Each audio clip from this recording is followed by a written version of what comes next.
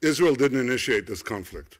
We were attacked in an unprovoked manner by the Hamas terrorist organization that fired 4,000 rockets into our capital and into our cities.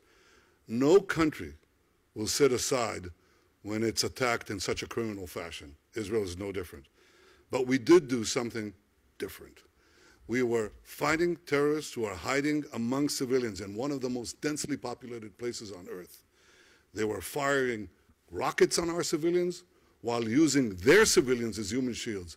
We did everything in our power to prevent civilian casualties, unnecessary casualties of non-combatants, while trying to attack the combatants who are trying to murder our citizens. We regret every loss of life, but I can tell you categorically, there is no army in the world that acts in a more moral fashion than the Army of Israel. I want to thank President Joe Biden, a friend of many years, who stood by Israel throughout this conflict. He expressed clearly, unreservedly, America's support for Israel's right of self-defense.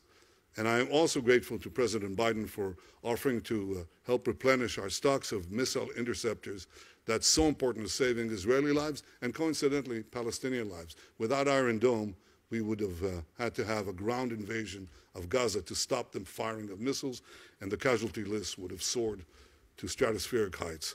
So thank you, President Biden. And thank you, too, for the many leaders around the world who have stood by Israel. They know how to distinguish so clearly between a democracy that cherishes life and a terrorist organization that glorifies death.